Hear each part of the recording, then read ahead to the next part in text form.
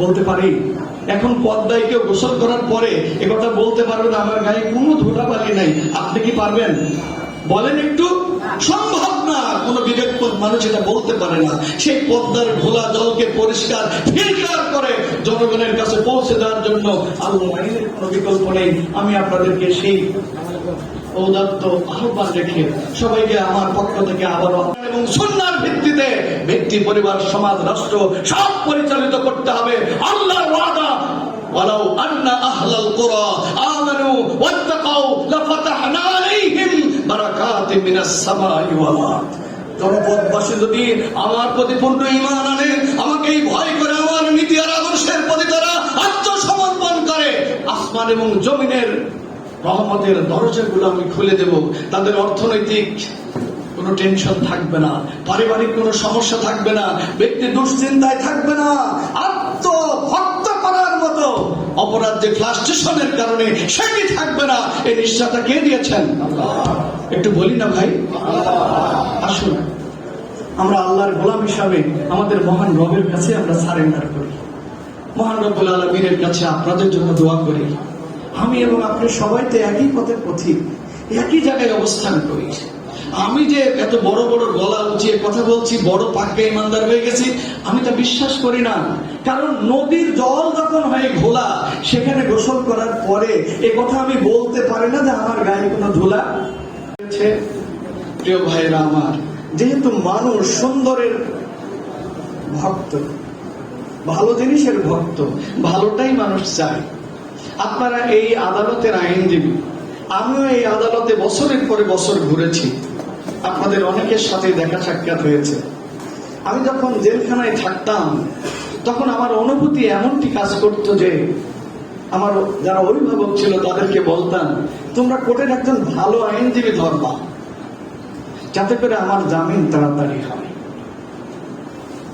আমার মনে হয় ওই বড় উঁচু দেওয়ালের ভিতরে কারাগারে যারা আছে তাদের সবারই এমনই বক্তব্য যে তোমরা কোর্টে একজন ভালো আইনজীবী ধরো, যাতে আমার জামিনটা তাড়াতাড়ি হয়।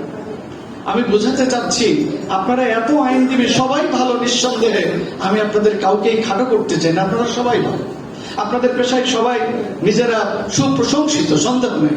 কিন্তু আমি আসামি হিসাবে আমার মনে হতো যে একজন ভালো আইনজীবী ধরা দরকার। ভাইরা আমার, বোঝাতে চাচ্ছি ভালোর কদর সবাই করে, ভালো জিনিসটির প্রতি আগ্রহ সব মানুষের। বাজারে যাবেন, ইলিশের দাম অবশ্য অনেক বেশি, তারপরেও আপনি ভালো ইলিশটা যাচাই বাছাই করতে ভুলবেন না। আপনি আপনার মেয়েটি বিয়ে দিবেন, আমি খুব প্র্যাকটিক্যাল কথা বলছি এবং তাড়াতাড়ি শেষ করতে চাচ্ছি। একটা ভালো ছেলে খোঁজেন নাকি খোঁজেন না? একটু কথা বলেন না ভাই, খোঁজেন তো। আপনি একটা ভালো পাত্র খোঁজেন।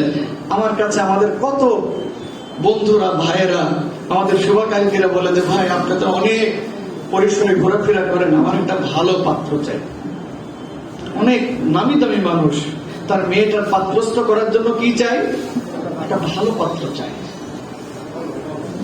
প্রিয় ভাইরা আমার, তার মানে ভালোর কদর ছিল, আছে এবং মুহাম্মদ রাসূলুল্লাহ সাল্লাল্লাহু আলাইহি সাল্লামকে এই জন্য আল্লাহ তাআলা পৃথিবীর সর্বোত্তম আদর্শ, সর্বোত্তম চরিত্র দিয়ে গোটা পৃথিবীর সবচেয়ে সুন্দর এবং আলোকিত মানুষ করে পৃথিবীতে পাঠিয়েছেন, যাতে মানুষেরা সহজেই তাকে অনুসরণ এবং অনুকরণ করতে পারে। দুর্ভাগ্য জাতির মানুষের, এত সুন্দর উত্তম আদর্শের অধিকারী মানুষটি যারা 40টি বছর আল্লাহ রসুল সম্পর্কে একটি মিথ্যা কথা তিনি বলেছেন, এমন অভিযোগ দেওয়া তো দূরে থাকুক, চিন্তাও করতে পারেনি। আল্লাহু আকবার। কত ভালো বলে তার সম্পর্কে ধারণা পোষণ করা যায়।